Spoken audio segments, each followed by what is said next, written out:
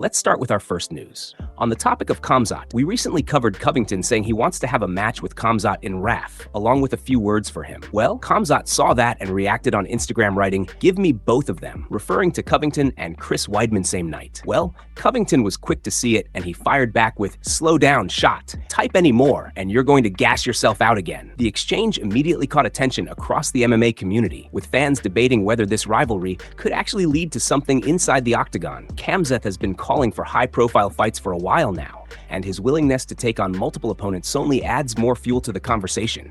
Meanwhile, Covington continues to respond with his usual sharp trash talk, keeping tension alive between both sides. The back and forth has made many wonder if the UFC matchmaking could eventually step in and try to book a showdown between them. This situation highlights show quickly tensions escalate when alight. Fighters start trading words outside the octagon, especially when both men are known for aggressive styles and confidence in their abilities.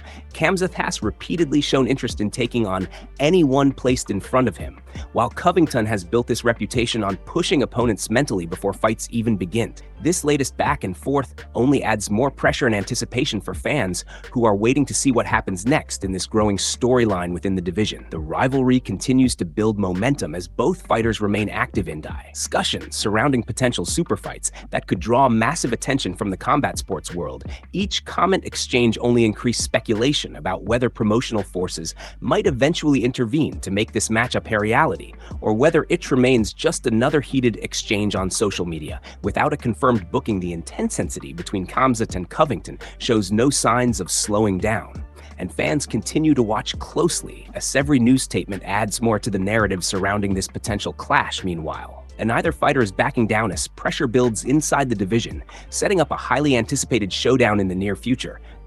Move on to another news. Today, let's get started with Islam Makhachev picking Ilia to beat Gaethje. As the UFC's White House card nears, it's hard to find someone who's predicting that Justin Gaethje will beat Ilia ever since the fight was announced. Ilia has been the heavy favorite to win the bout, and before we continue, make sure to leave a like on the video to help support the channel. Well, recently Islam Makhachev sat down with UFC Eurasia, and he was asked to weigh in on the fight. He said he's not completely counting out Gaethje, but ultimately he's going with Ilia. Here's what he had to say. The main event at the White House. I think, of course, I'm not counting Gaethje out as an old warrior with a lot of experience, but Ilia is younger. It will be a great fight for the fans. I believe this fight definitely won't got the distance, and I'm leaning towards Ilia winning, of course. This prediction has sparked major discussion across the MMA community, with many fans pointing out that Ilia has been on a strong run and continues to show sharp striking and confidence in big moments.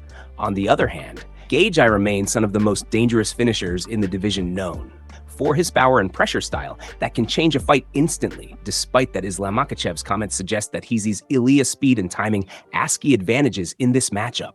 The anticipation for the White House event continues to grow as fans debate how the fight could play out between two elite-level strikers and finishers. Both fighters bring high-stakes experience into the octagon, and the matchup has quickly become one of the most talked-about fights on the upcoming card, with expectations rising as fight night approaches. Analysts continue to break down every angle of the matchup, from striking exchanges to potential early finishes. While both sides of the debate remain divided, the confidence expressed by Islam Makhachev adds even more intrigue to an already highly anticipated showdown in the lightweight division that continues to capture global attention. As fight week approaches, both camps continue to prepare for a high-intensity clash that could reshape title discussions in the division and leave a lasting impact on future matchmaking decisions across the UFC landscape, building even more hype around this matchup. Move on to another news. Up next, let's take a look at some UFC and fight updates. Now that Khamzat is gunning for a rematch with Sean Strickland, many believe Nazarene Imov could be passed over again for a title shot. Well, Imov is doing his best to make sure that doesn't happen. Immediately after Strickland's victory over Khamzat at UFC 328, Sean acknowledged that Imov should be next. Dana White also said that Khamzat had told him his days at fighting at 185 were over. Since then, however, Khamzat has changed his tune. And as we covered earlier, Dana has also confirmed that he has informed the UFC he wants a rematch. In the meantime, Imove posted the following comment on X, in which he reminded Strickland and the UFC brass of what they've said about his title shot prospect. Plenty of talk around the championship fight lately. I believe everyone will stand on what they said. Hunter McMahon, no happy ending. The message quickly gained attention across the MMA world, with fans debating whether Imove is being positioned fairly in the title picture or once again being overlooked despite strong momentum in the division. His timing is clear, as the middleweight landscape remains uncertain, with multiple contenders now circling the top spot and shifting narratives after UFC 328. Dana White also stated that he does not fully know what the UFC plans to do next, leaving the situation open-ended and fueling even more speculation about what the next title fight will look like. Many insiders believe that promotional priorities, timing, and fighter availability could all play a major role in determining who gets the next shot, especially with Khamzat pushing for another high-profile opportunity. Meanwhile, Imove continues to stay active in the conversation, making it clear he intends to hold his position in the title race and not be sidelined again. His recent statement reflects growing frustration within the division as contenders wait for clarity on the championship direction. As things stand, the UFC middleweight picture remains highly unpredictable, with shifting claims, changing plans, and competing interests all shaping the path forward.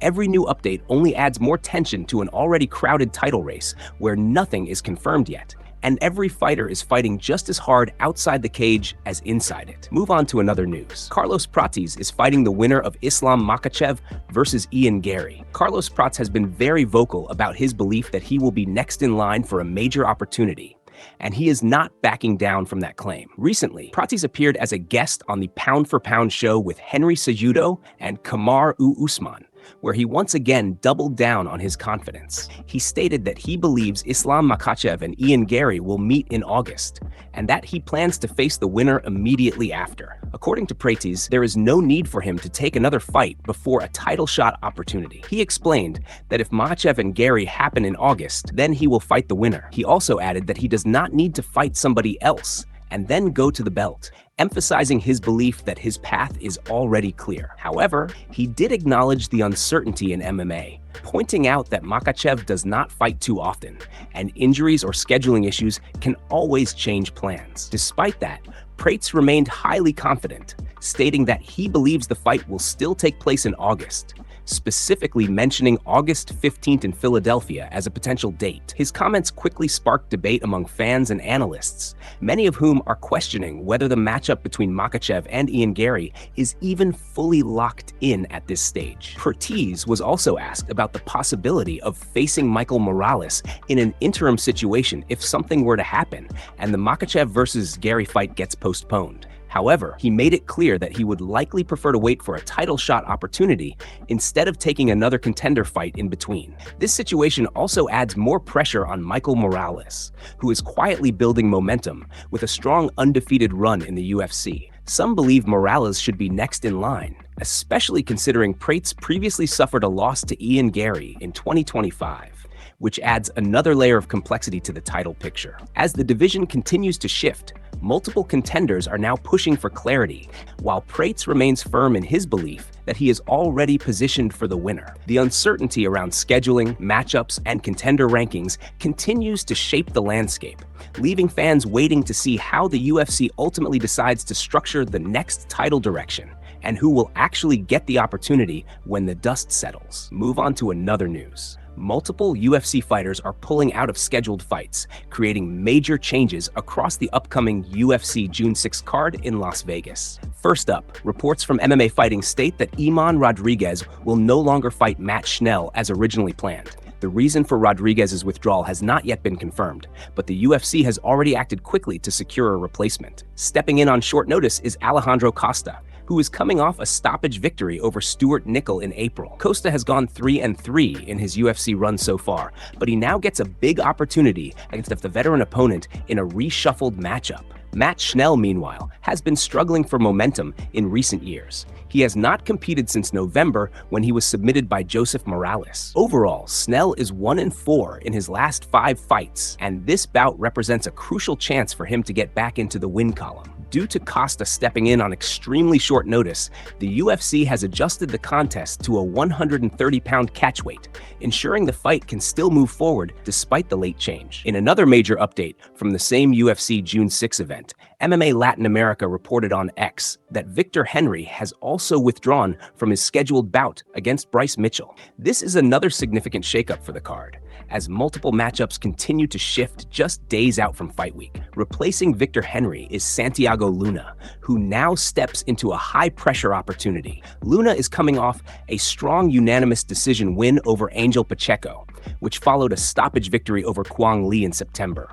That fight marked his UFC debut, and overall he has built an undefeated professional record of 8-0, bringing serious momentum into this short-notice assignment. Bryce Mitchell, on the other hand, returns to action after a long layoff. He has not fought since last July, when he earned a unanimous decision victory over Sedimiov, getting himself back into the win column. Prior to that, Mitchell suffered a loss to Gene Silva in April 2025, adding pressure on him to stay consistent as he looks to rebuild his standing in the division. With multiple fighters withdrawing and replacements stepping in at short notice, the UFC June 6 card is undergoing major last-minute changes. Matchups are being reshaped, catchweights are being introduced, and rising prospects are being thrown into high-stakes opportunities, making this one of the most unpredictable fight weeks in recent memory. Move on to another news. Islam Makhachev has spoken out about why a potential fight with Ilia is not happening, addressing one of the most talked about matchups in the UFC right now. Of course, many believe that a fight between Ilia and Islam would determine the best pound-for-pound fighter in the world,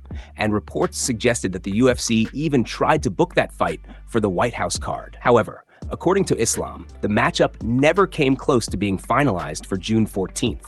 During the same interview, Islam was asked whether he still hopes to face Ilia at some point in the future. He responded by pointing to what he has previously stated, suggesting that Ilia and his team are the reason the fight is not happening. He made it clear that from his perspective, the issue is not on his side. He stated, "There's been a lot of discussion about this, but Ilia himself knows. His team knows why the Ilia versus Makhachev fight at the White House didn't happen."